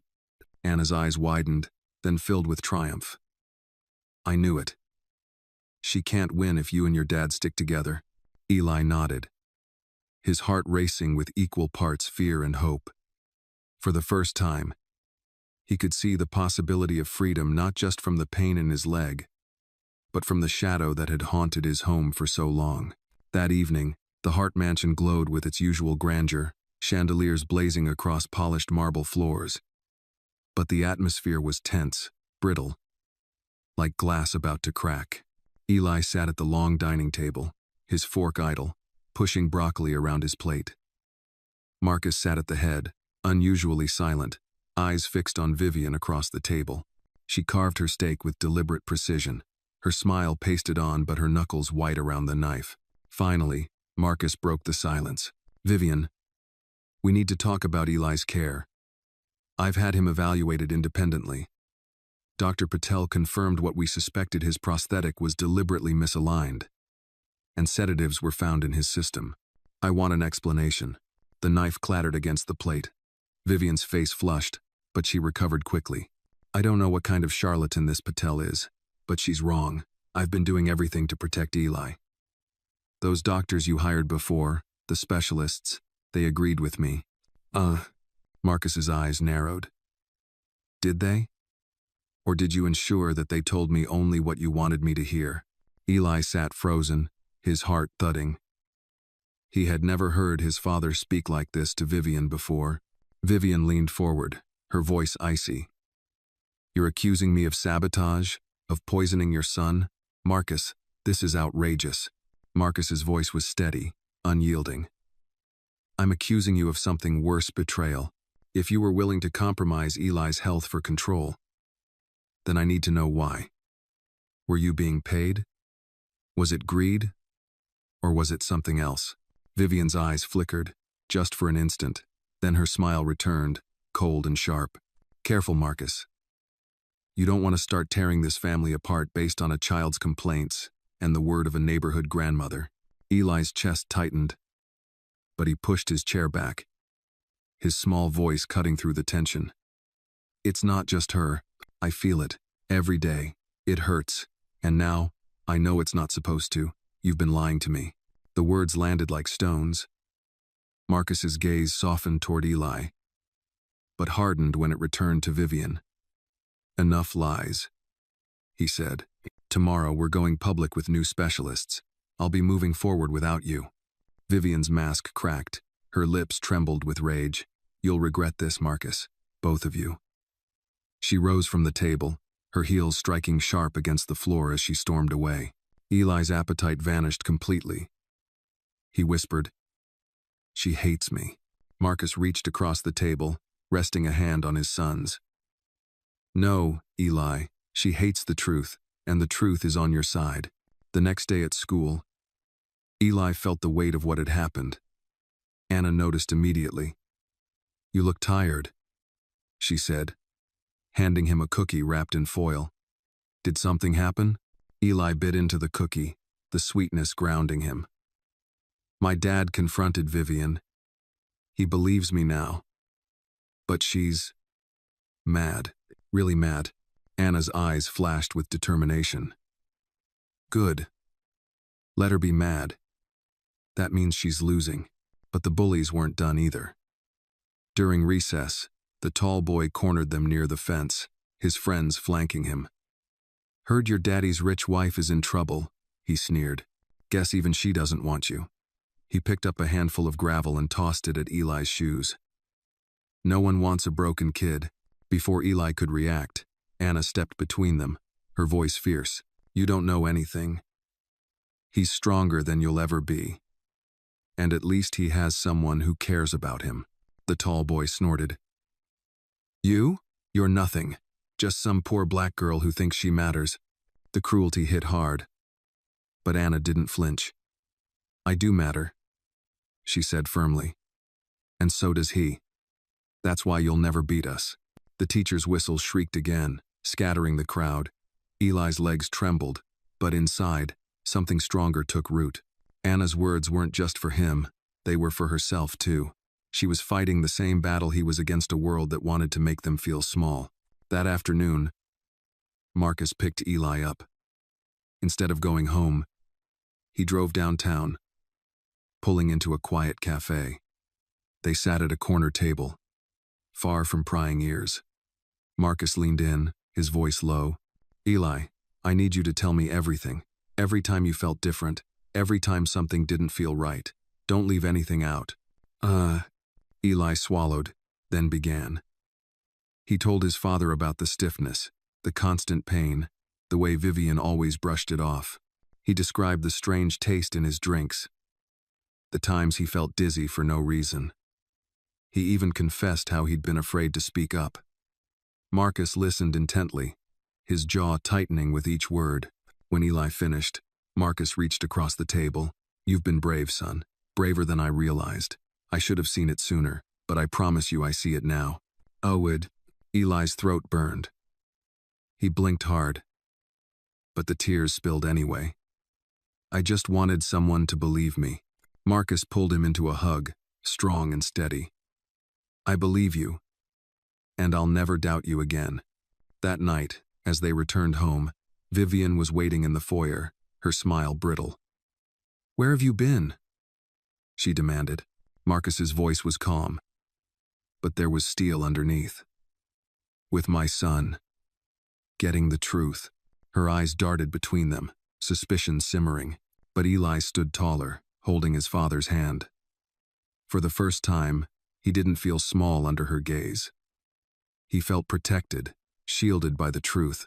Later, lying in bed, Eli clutched the toy wrench beneath his pillow. He whispered Anna's words to himself. That means she's losing. For the first time, he believed it. He wasn't just surviving anymore. He was fighting back. And he wasn't fighting alone. The following morning, the mansion felt different. Eli noticed it the moment he came downstairs for breakfast. The sunlight spilling through the tall windows seemed sharper, harsher, as though the house itself sensed the storm brewing inside its walls. Marcus sat at the table with a folder open in front of him, his jaw set, his coffee untouched. Vivian entered moments later, dressed impeccably in a tailored suit, her perfume strong enough to make the air heavy. She glanced at Marcus, then at Eli, her smile quick but brittle. We need to talk, Marcus said, closing the folder with deliberate calm. All three of us. Vivian's eyes flickered, though her voice remained smooth. Of course, dear. What's on your mind? Eli sat stiffly, his small hands folded in his lap. He could feel the tension radiating between them. Marcus looked directly at Vivian. I've spoken with Dr. Patel again. She confirmed Eli's prosthetic was deliberately altered. And the lab tests leave no doubt sedatives have been in his system. Vivian's smile froze. And you believe this Patel over me? Over the specialists I've worked with for years? I believe my son, Marcus said firmly. His voice was steady, but beneath it was a sharpness Eli had rarely heard. He has been in pain for years, and you've brushed it aside. I won't allow it anymore. Vivian's eyes narrowed. So what now? You're ready to throw me out over a few lab results and the complaints of a child? Eli's chest tightened, but Marcus's hand brushed his shoulder gently. This isn't about throwing anyone out, Marcus said. It's about the truth. And the truth is that Eli deserves better. Vivian's lips trembled, her mask cracking for just a second before she forced a laugh. You don't understand what's at stake. You're a businessman, Marcus. You know better than anyone that appearances matter. Eli's condition, his limitations don't fit the image of strength this family projects. I was only trying to protect him, To protect us. Eli's eyes widened. The words stung like ice. Protecting him? By keeping him weak? He wanted to shout, but Marcus spoke first, his tone like steel. Protecting us? Or protecting yourself? Silence stretched, sharp and suffocating. Vivian's hands trembled on her teacup. For the first time, she looked less like the flawless stepmother and more like someone cornered. "You'll regret this," she whispered. Eli stood suddenly, his small frame shaking but his voice clear. "Number, I regret listening to you. You made me think I was broken. You made me think hurting was normal. But it's not. I'm stronger than you wanted me to be." The words hung in the air like a thunderclap. Vivian's face went pale, her mask of composure finally slipping. Marcus looked at his son with pride in his eyes, then back at Vivian. "It's over.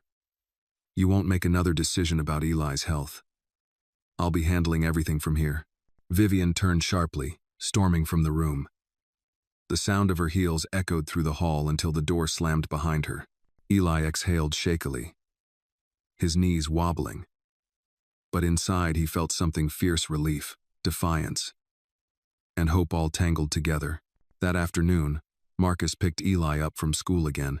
Anna was waiting by the swings, her face lighting up when she saw him. "You're walking even better today," she said proudly. "Did something happen?" Eli grinned, though his eyes still carried traces of exhaustion. "My dad believes me now. He told Vivian she can't control me anymore."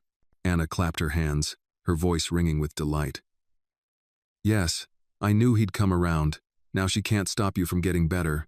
They sat together on the swing set, the chains creaking gently. Eli told her everything about the lab results, the argument at breakfast, and how his father had finally taken his side. Anna listened intently, nodding at every detail. "That means you're winning," she said when he finished. "The truth always wins, even if it takes a while." But their joy was short-lived. After school, as they walked toward the gate, the bullies appeared again. The tall boy smirked, his arms folded. "Heard your stepmom's in trouble. Guess even your fancy family's falling apart." Anna's eyes narrowed. "Don't start," the boy sneered. "Why not? It's fun watching him squirm. You think just because your daddy's rich, everything will be fine? You're still just a broken boy. And you," he jabbed a finger at Anna, "you're nothing but his charity case." Something inside Eli snapped. He stepped forward, his voice shaking but powerful. "You don't get to talk about her like that. She's the bravest person I know. She stood up for me when no one else would. And you? You hide behind your friends and your words. That makes you weaker than me." The crowd that had gathered murmured in surprise. Anna's face lit up with pride. The bully opened his mouth, but a teacher's voice cut in sharply. "That's enough. Inside, all of you." As the crowd dispersed, Anna squeezed Eli's hand. "You were amazing," she whispered. "See? You're not just stronger, you're fearless now." That evening, Marcus and Eli returned to the mansion to find Vivian gone. A note sat on the counter in her elegant handwriting. "You've made your choice. Don't expect me to stay and watch." Marcus read it silently, then crumpled it in his fist. "She'll be back," he muttered grimly. "Not because she cares, but because she hates losing. We need to be ready." Eli's stomach twisted with fear, but his father knelt in front of him, his eyes steady. "We'll protect you, Eli. I promise. No more lies. No more pain." That night, as Eli lay in bed, he clutched the toy wrench under his pillow. The house felt quieter without Vivian's presence. But the quiet was deceptive, like the calm before a storm. He whispered Anna's words to himself again. The truth always wins. He didn't know what Vivian would do next. But for the first time, he believed he had the strength to face it. In his dreams, he wasn't limping anymore. He was running fast, free, with Anna beside him, laughter ringing in the air, and when he looked over his shoulder, he saw the mansion shrinking behind him, no longer a cage but just a building he had finally left behind. The next week began with a strange calm in the Hart household. Vivian had not returned since leaving her note, and for the first time the mansion felt almost peaceful. The air was lighter without her sharp presence, though Eli could sense the unease simmering beneath his father's calm demeanor. Marcus seemed more attentive now. He checked in on Eli's meals, asked about school, even helped with his exercises. Yet there was a weight in his eyes, the weight of a man who knew a storm was far from over. On Monday morning, Eli walked into school with a steadier step. Anna spotted him near the entrance and ran over, her grin wide. "You look taller today," she said with a playful smirk. Eli laughed softly. "I think it's just the new padding Dr. Patel gave me. It doesn't hurt anymore, not like before. That's what happens when people actually care about you," Anna said firmly. "And you've got more than one person now. Your dad believes you. That means everything." Eli nodded, his chest warming. "Yeah. But I'm scared Vivian's going to come back." "She probably will," Anna admitted, her voice steady. "But that doesn't mean she wins. You already told the truth. Once it's out, people can't hide from it." During recess, the bullies tried to test him again. The tall boy swaggered up with his usual sneer, tossing a rock up and down in his hand. "Look at you, walking like you're somebody. Think your daddy's money is going to fix you forever?" Eli stood a little straighter, though his heart pounded. "It's not about money. It's about being honest. And you wouldn't understand that." The boy laughed harshly. "Honest, please. You're just a broken kid hiding behind your rich daddy and your loudmouth friend." He pointed at Anna. "And she's dragging you down." Eli clenched his fists, but Anna stepped forward before he could speak. "He's not broken," she snapped. "And if being his friend is dragging him down, then I'll drag him up even higher. Higher than you'll ever go." Gasps and murmurs rippled through the watching crowd. The boy's face turned red, but for once he didn't respond. The teacher's whistle blew, scattering the children, and Eli realized something had shifted. The insults weren't working anymore. Their cruelty had lost its sting. That afternoon, Marcus surprised Eli by taking him straight to Miss Brooks's trailer after school. Anna nearly exploded with excitement when she saw them. "You came. Both of you." Marcus smiled faintly, though the exhaustion was visible in his face. "I wanted to thank you, Miss Brooks. You were right about everything. If it weren't for you and your granddaughter, I might never have seen the truth."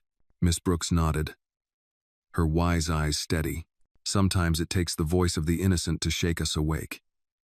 Eli has been carrying more pain than a child ever should. Now it's time to give him the freedom he deserves.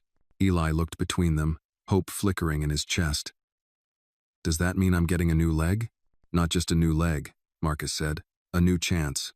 We're going to work with Dr. Patel to build something that actually helps you. No more lies. No more games." Anna clapped her hands. "See? Told you things would change." But as they sat together, eating cornbread fresh from Miss Brooks's oven, Marcus's phone buzzed. He glanced at the screen, and his face tightened. He excused himself. Stepping outside, Eli watched him through the window, pacing, his voice low but urgent. When Marcus returned, his expression was grave. "Vivian is filing for custody," he said quietly. "She's claiming I'm unfit to manage Eli's care, and that she's the only one who can provide stability." Eli's stomach dropped. But she hurt me." "She lied." Marcus knelt in front of him, gripping his shoulders. "I know. And I'll fight her. I promise. But this means things are going to get harder before they get better." Anna's eyes blazed. "She can't win. Everyone saw what she did. The truth is stronger than her lies." Miss Brooks nodded. "But you'll need more than truth. You'll need proof, and people willing to speak it." Marcus looked at her intently. "Would you testify? You've seen the damage, the adjustments, the pain." Miss Brooks didn't hesitate. "Of course. Someone has to stand up for the boy." Eli's throat tightened. He felt fear, but also something else, pride. For the first time, people were standing with him, not against him. He wasn't alone anymore. That night, back at the mansion, Marcus tucked Eli into bed. I need you to be brave, he said softly. There will be hearings, lawyers, maybe even people saying things that aren't true. But no matter what, remember this. You are stronger than they think, and I will not let her take you. Eli clutched the toy wrench under his pillow. He thought of Anna's fierce eyes, Miss Brooks's steady hands, his father's newfound resolve. The fear was real, but so was the fire inside him. As he drifted to sleep, he whispered to himself, "She can't break me. Not anymore." In his dreams, the mansion walls melted away, replaced by open fields and clear skies. He was running again, faster this time, his steps sure and free. Beside him, Anna laughed, the sound bright and defiant. Behind them, Vivian's shadow tried to reach, but it dissolved into nothing. For the first time, Eli didn't just dream of freedom, he believed it was possible. The day of the custody hearing arrived with a tension that settled over the Hart mansion like a storm cloud. Eli woke early, his stomach churning with nerves. He dressed in a simple blue shirt and khaki pants that Marcus had laid out. Clothes meant to make him look like any other child, not the son of a billionaire. But no matter how neatly he dressed, he felt the weight of what was coming. Vivian was trying to take him away from the people who had finally started to believe him. Downstairs, Marcus paced the study, papers spread across the desk. His lawyer sat across from him, reviewing documents and whispering strategy. "We'll emphasize the medical evaluations," the lawyer said. "Dr. Patel's testimony will be key, and Miss Brooks's observations as an outside witness could prove invaluable." Marcus nodded, but his jaw was tight. When Eli stepped into the room, Marcus's expression softened. He crouched down to his son's level. "We're going to tell the truth today," he said gently. "That's all we need. The truth will protect us." Eli swallowed hard. "What if they don't believe me?" Marcus placed a steady hand on his shoulder. "They will. You're braver than you think." At school, Anna found him sitting alone on the bench near the playground. She dropped her backpack and plopped down beside him. "Today's the big day, huh?" she asked, her voice low but steady. Eli nodded. "Vivian's trying to say my dad can't take care of me.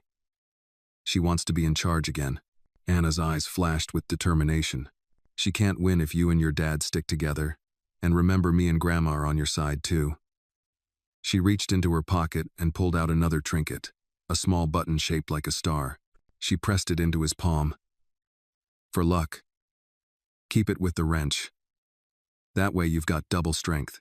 Eli smiled faintly, clutching the button. "Thanks, Anna. You always know what to say." By afternoon, the courtroom loomed before them, tall and intimidating. The oak-paneled walls, the flags flanking the judge's bench, the hushed whispers of lawyers had all pressed down on Eli like a weight. He sat beside Marcus at the long table, his feet barely touching the ground.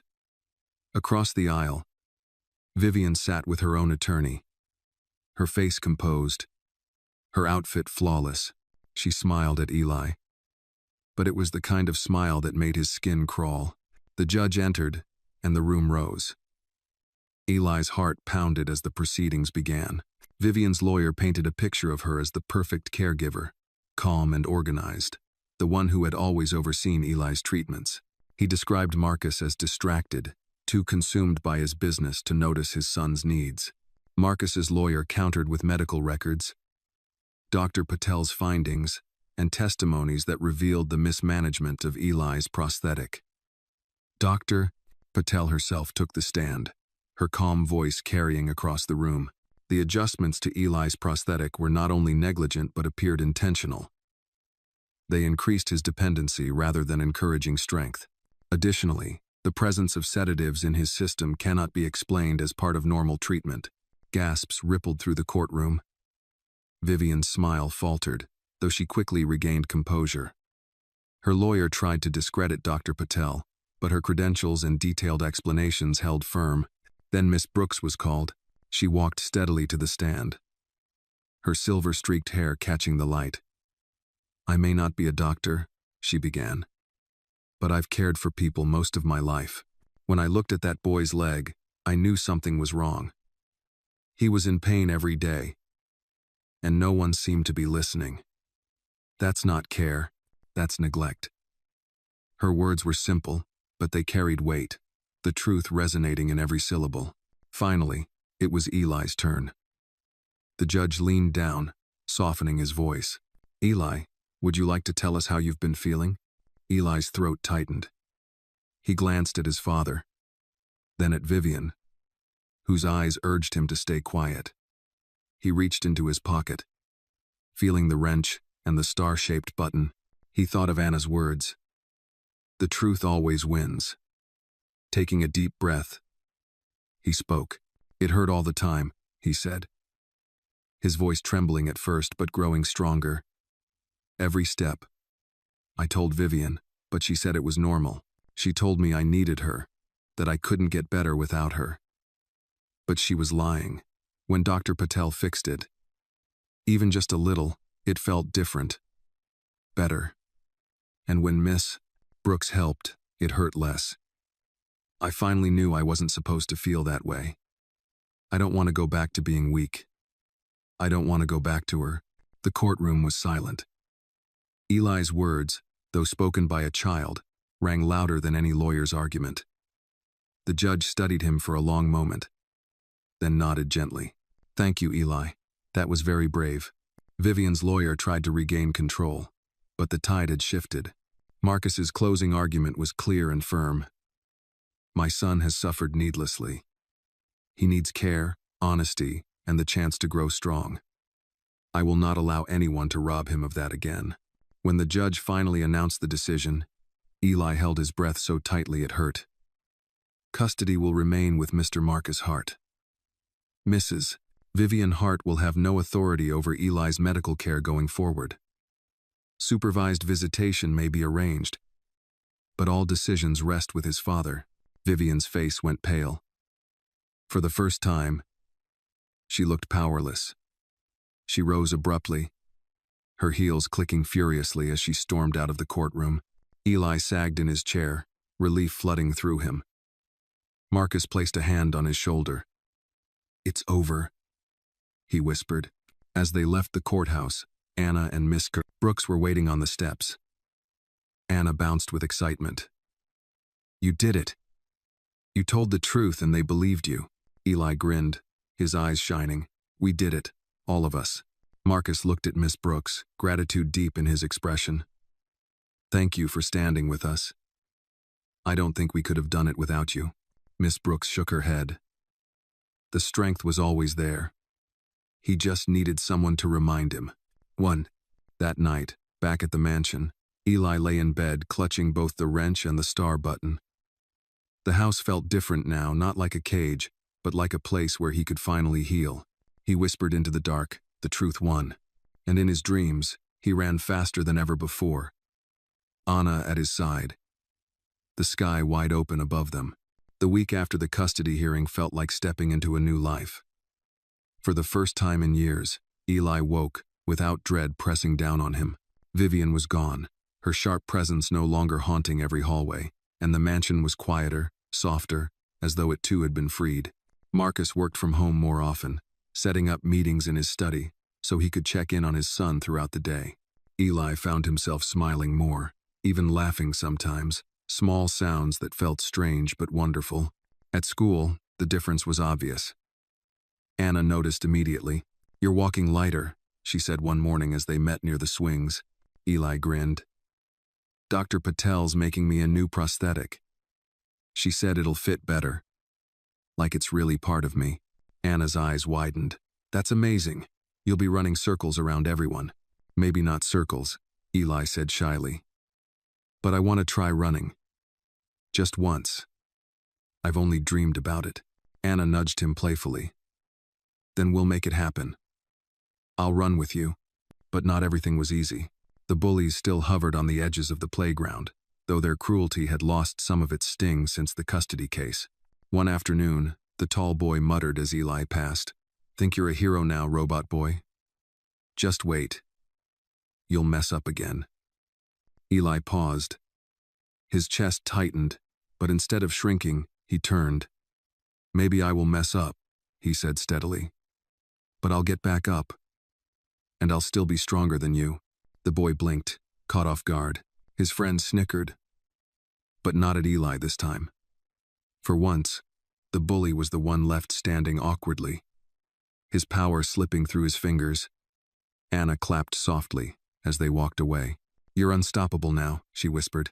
That evening, Marcus surprised Eli with a trip downtown. They pulled up to a small prosthetics workshop where Dr. Patel was waiting. She smiled warmly as they entered. "I have something for you, Eli," she said. On the table sat a sleek, lightweight prosthetic, designed with care and precision. "This one was built just for you. It should move with you, not against you." Eli's hands trembled as he touched it. Marcus crouched beside him, his voice full of pride. "Go ahead, champ. Try it." With Dr. Patel's guidance, Eli slipped into the new leg. The fit was snug but comfortable, no pinching, no awkward pressure. He stood, wobbled slightly, then took a step. Another, then a third. His eyes widened. "It doesn't hurt," he shouted, laughter bubbling out. Dr. Patel's smile softened. "That's how it should be." Marcus's throat tightened as he watched his son take more steps, steadier and faster with each one. "You're incredible," he whispered. When they returned home, Eli could hardly sit still. He walked laps around the living room, marveling at how different it felt. He even jogged a few steps before collapsing onto the couch in laughter. Marcus sat beside him, pulling him close. "You've been through so much," he said quietly, "but you never gave up. I'm proud of you." Eli's chest swelled. "I didn't do it alone. Anna and Miss Brooks. They believed in me first." Marcus nodded, his voice steady. "And I'll never forget that." The next day at school, Eli was eager to show Anna. He actually ran across the playground to meet her, his laughter ringing through the air. Anna's mouth dropped open. You're really running." He skidded to a stop, breathless but beaming. "It doesn't hurt anymore." Dr. Patel fixed everything. Anna clapped her hands, eyes shining. "I knew you could do it. Now we really can race." They lined up near the swings, other kids gathering to watch. "Ready?" Anna called. 1, 2, 3. They took off across the grass. Eli's steps were clumsy at first, but each stride grew surer. He stumbled once, nearly falling, but he caught himself and kept going. Anna cheered him on even as she raced beside him. When they reached the fence, both panting, Eli laughed so hard his cheeks hurt. "I did it," he gasped. "I really did it." The other children clapped, some even cheering. The bullies hung back, their smirks gone. For the first time, Eli wasn't just the boy with one leg. He was the boy who ran. That evening, as Marcus tucked him into bed, Eli whispered, "Dad, do you think Vivian's really gone?" Marcus hesitated. "She may try to come back. People like her don't give up easily. But no matter what happens, you won't face her alone. You'll have me, and you'll have the truth." Eli clutched the wrench in the star-shaped button under his pillow. "And Anna," he added softly. Marcus smiled. "And Anna." As Eli drifted to sleep, he dreamed not of fear or pain but of endless fields where he could run as long as he wanted, with Anna always beside him, the sun warm on his face. The future was uncertain, but for the first time, it felt wide open. Saturday morning broke, with a golden glow pouring through the mansion's wide windows. For once, Eli woke not to pain, but to excitement. His new leg felt like part of him, not a burden. And today, Marcus had promised something special. After breakfast, father and son drove out of the city toward a large open park where runners often trained. The field stretched wide under the morning sun, and for Eli, it looked like freedom waiting to be claimed. Anna and Miss Brooks were already there. Anna waved frantically when she spotted Eli stepping out of the SUV. Her grin so wide it nearly split her face. "Ready to show off?" she called. Eli laughed nervously. "I don't know if I can show off, but I can try." Marcus set down a small cooler and a blanket, while Miss Brooks leaned on her cane, her sharp eyes fixed on Eli with pride. "You don't need to show off," she said gently. "All you need to do is be yourself. That's more than enough." The park was buzzing with weekend life, families tossing frisbees, joggers circling the trail, children flying kites. Yet when Eli began walking across the grass, it felt as if the whole world narrowed down to his steps. Each stride was smooth, confident, free of the biting pain that had once shadowed every movement. He glanced at Anna, who was hopping with anticipation. "Race me again?" he asked shyly. "You're on," she said. They lined up near a patch of tall trees. 1, 2, 3.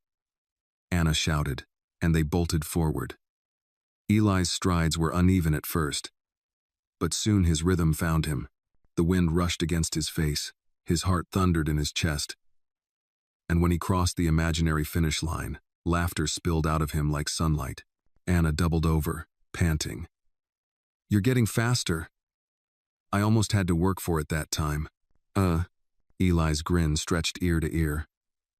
"I've never felt like this before." Marcus clapped slowly, his eyes suspiciously shiny. "That's my boy," he said, his voice low but proud. They sat on the blanket afterward, eating sandwiches Miss Brooks had packed. The air smelled of grass and barbecues drifting from nearby families. Eli bit into his sandwich and whispered, "This is what normal feels like, isn't it?" Anna leaned back on her elbows. "Better than normal. This is what freedom feels like." But the joy of the moment carried an undercurrent of unease. Marcus had kept his phone on silent, yet it buzzed constantly against the cooler. Finally, while Eli and Anna kicked a ball across the field, Marcus stepped aside to check.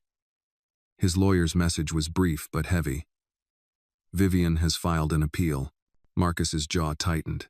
He pocketed the phone and forced a smile when Eli came running back. He didn't want to spoil the day, not yet. Later that evening, back at the mansion, Marcus finally told Eli the truth. They sat in the study, the fire crackling low in the hearth. "Vivian isn't finished," Marcus said quietly. "She's filed an appeal. That means we'll have to fight again." Eli's chest sank. "But the judge already said—" "I know," Marcus interrupted, his hand resting gently on his son's shoulder. "But sometimes people fight because they hate losing more than they love the truth. Vivian doesn't want to let go of control." Eli swallowed hard. "Does that mean she could still take me away?" Marcus shook his head firmly. "Not if I have anything to say about it. And not if we keep showing the truth." That night, Eli couldn't sleep. He clutched the toy wrench and the star-shaped button under his pillow, whispering to himself, "The truth always wins." But fear gnawed at him. What if the court didn't listen this time? What if Vivian's lies were louder than his voice? At school the next day, Anna immediately sensed something was wrong. "What happened?" she asked as they sat under the oak tree. Eli told her everything, the appeal, the fear creeping back. Anna's eyes narrowed. "Then we fight harder," she said simply. "She can't win if you don't give up. You've come too far to go back now." "But what if they believe her?" Eli whispered. Anna leaned close, her voice steady. "Then we make them believe you. We tell everyone what she did. We don't hide anymore." Eli looked at her, her small frame so fierce, and felt a surge of courage. Maybe she was right. Maybe this time, he wouldn't just defend himself, he would stand tall. That afternoon, something remarkable happened. The same bullies who had once tormented Eli lingered near the swings. But instead of sneering, the tall boy muttered, "Hey, nice running yesterday." Eli froze, unsure he'd heard correctly. The boy shuffled his feet awkwardly. "Guess you're tougher than you look." Then he walked away, his friends trailing behind him. Anna's jaw dropped. "Did he just compliment you?" Eli blinked, stunned. "I think so," Anna whooped with laughter. "You're changing the whole school, Eli Hart." That night, Marcus sat with Eli in his room, watching him balance easily on the new prosthetic. "You know," Marcus said softly, "sometimes the hardest fights aren't about business or money. They're about love. About protecting the people who matter." Eli looked up at him. "Do you think we'll win again?" Marcus's gaze was steady. "I don't think. I know.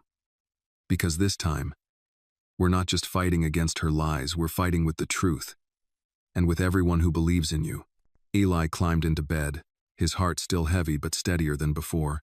He whispered into the dark, "She can't take me away. Not anymore." In his dreams that night, Vivian's shadow loomed again, reaching for him with cold, sharp hands. But he wasn't alone. Anna stood at his side, holding her toy wrench high like a weapon. Marcus stood behind him, unshakable. And Miss Brooks's voice echoed like a hymn. "You are stronger than they think." And for the first time, the shadow retreated. The weeks leading up to the appeal crawled by. Each day stretched taut with anticipation. Though the mansion remained quiet without Vivian's presence, her shadow still lingered in every whispered phone call and every cautious glance Marcus cast at the mail. Eli felt it too, an unease humming beneath the surface of his new strength. But unlike before, fear no longer ruled him. He had learned how to walk without pain, how to speak without shrinking, and how to believe in himself. That knowledge burned like a small flame inside him, steady even when the wind threatened to snuff it out. On a breezy Thursday afternoon, Eli sat under the oak tree at school with Anna. She tore into her lunch, handing him half her sandwich as usual. "Grandma says Vivian's kind of people don't stop until they're forced to," she said bluntly. "But she also says lies never last forever. Truth is like the sun, it always breaks through." Eli turned the toy wrench over in his hands. "I hope the judge sees that." Anna leaned closer, her eyes fierce. "Then make them see. Don't just tell what happened, show them who you are now. Show them you're not broken. That's how you win." Later that day, Marcus arrived at school to pick Eli up. His face looked tired, but his smile was genuine. "We have a meeting with the lawyers," he explained. "I need you there too, champ. They want to hear your story." At the office downtown, Eli found himself surrounded by serious men and women in dark suits. The table was cluttered with folders and thick binders. One lawyer leaned forward. "Eli, when you speak in court, don't be afraid. Just tell the truth, exactly as you feel it. Judges listen to honesty more than anything else." Eli nodded, though his palms sweated. Marcus rested a hand on his shoulder. "You've got this." That night, back at the mansion, Marcus took Eli for a walk through the garden. The fountain sparkled in the moonlight, and the air smelled faintly of jasmine. "I need you to know something," Marcus said, his voice low. "Vivian will try to twist everything. She'll say she was protecting you. She'll paint herself as the victim, but the truth is stronger. Remember that." Eli looked up at him. "Do you really believe we'll win?" Marcus hesitated only a second. "Yes. Because this time, you won't be silent. That changes everything." The day of the appeal came too quickly. The courthouse loomed once more, its stone facade austere and intimidating. Reporters lingered outside, their cameras flashing as Marcus guided Eli through the doors. "Ignore them," Marcus whispered. "Just focus on what matters." Inside, Vivian sat across the aisle, her lawyer beside her. She looked polished and calm, her smile practiced, but Eli noticed the tightness in her jaw. Her eyes locked on him, and for a moment the old fear surged, but then he felt the wrench and star-shaped button in his pocket. Reminders of Anna's faith. He straightened his shoulders. The proceedings began. Vivian's lawyer argued that Eli's care under her supervision had been consistent, that any mistakes were unintentional, and that Marcus had been too absent to notice. They painted Vivian as the steady hand, the caretaker, the only one who truly understood Eli's needs. Marcus's lawyer countered with the medical records, the testimony from Dr. Patel, and Miss Brooks's earlier statement. But this time, Eli himself was called to the stand sooner. The judge leaned down again, his voice gentle. "Eli, can you tell us how you've been since the last hearing?" Eli's heart pounded, but he thought of Anna's words. "Show them who you are now." He took a deep breath. "Since the last hearing, I got a new leg. Dr. Patel made it fit right. It doesn't hurt anymore. I can walk better, even run. Before, it hurt every day. Vivian told me it was normal, that I needed her, but she was wrong. I know now she was lying. I'm not broken. I never was. I just needed someone to listen. Gasps rippled through the courtroom. Vivian shifted uncomfortably, her smile faltering. The judge nodded thoughtfully. Can you show us, Eli? Eli blinked. Show you? Yes. You said you can walk better now. Can you show the court? Marcus's lawyer whispered encouragement, and Eli stood. His legs trembled at first, but he steadied himself. Slowly, then with growing confidence, he walked across the courtroom. His steps were smooth, his face calm. Then, with a surge of courage, he jogged back to his seat. The courtroom erupted in whispers. That, Eli said breathlessly, is the truth. That's what happens when people help me instead of hurting me. Vivian's face had gone pale. She whispered furiously to her lawyer, but the damage was done. The judge raised a hand, calling for silence. When closing statements ended, the courtroom held its breath as the judge delivered his ruling. The evidence is clear. Eli has thrived since leaving Mrs. Hart's supervision. The court reaffirms that full custody remains with Mr. Marcus Hart. Furthermore, due to credible evidence of negligence, visitation rights for Mrs. Hart are suspended indefinitely. Vivian's composure shattered. She rose abruptly, her voice sharp. This is unfair. I did everything for him. The judge's gavel struck once. Order. This case is closed. Vivian's lawyer tried to calm her, but she stormed out of the courtroom, heels striking hard against the marble floor. Marcus exhaled slowly, relief softening his features. He turned to Eli, pulling him into a firm embrace. You did it, son. You showed them the truth. Outside, the air felt lighter. Reporters swarmed, but Marcus shielded Eli as they walked toward the SUV. Among the crowd, Eli spotted Anna and Miss Brooks waiting by the steps. Anna waved wildly. You did it, she shouted. Eli broke free and ran to her, laughing breathlessly. I told them everything. And they believed me. Anna grinned, her eyes bright. I knew they would. Lies don't win when the truth has a voice. That evening, back at the mansion, Marcus let Eli stay up late. They sat together in the garden, fireflies dancing in the warm night air. You changed everything today, Marcus said softly. Not just for yourself, but for everyone watching. You reminded people that even the smallest voice can tell the biggest truth. Eli smiled, holding the wrench and button close in his hands. I wasn't the smallest voice. Not really. I had Anna, and you, and Miss Brooks. That made me strong. Marcus's eyes glistened. And you'll never be alone again. That's my promise. As Eli drifted off to sleep that night, his dreams were filled with open fields once more. But this time, he wasn't just running, he was soaring. Every step a leap toward freedom. With Anna's laughter and his father's steady voice guiding him forward. Spring in Atlanta seemed to arrive all at once. Dogwood trees bloomed along the streets, their white blossoms scattering like confetti in the breeze. For Eli, the season felt like a reflection of his own life, new, tender, and filled with possibility. It had been 2 weeks since the final ruling in court, and the shadow that Vivian cast over his days had finally lifted. She had disappeared from their lives, her fury trailing behind her like a storm that had passed but left broken branches in its wake. Yet inside the Hart mansion, peace had begun to take root. Marcus had changed too, no longer buried in endless meetings. He carved out time every day to sit with his son, to walk with him in the garden, to listen. For years, Eli had dreamed of having his father close, and now the dream was real. One evening, as they ate dinner together, just the two of them, Marcus put down his fork and said quietly, I missed too much of your life, Eli.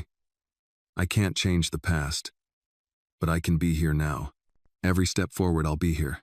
Eli's throat tightened. He nodded quickly, unable to speak through the lump of emotion rising inside him. School was different too. The bullies no longer held power. Some avoided him altogether, their cruelty having crumbled under the weight of truth. The tall boy who had once tormented him muttered an awkward, "Hey," one morning as they passed in the hallway. Not quite an apology, but not an insult either. Eli didn't need his words. He already knew he had won. Anna remained his anchor. Each day at lunch, they sat together under the oak tree. She still split her sandwich in half. Still teased him when he walked too stiffly. Still laughed louder than anyone else on the playground. But their friendship had deepened into something unshakable.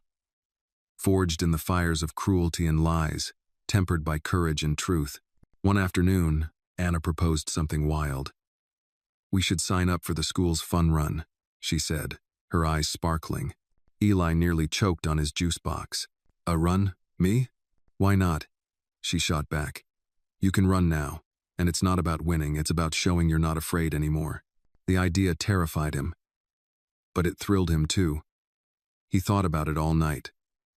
Pacing his room, clutching the toy wrench and star-shaped button. By morning, he knew his answer. "Let's do it," he told her at school. Training began after class.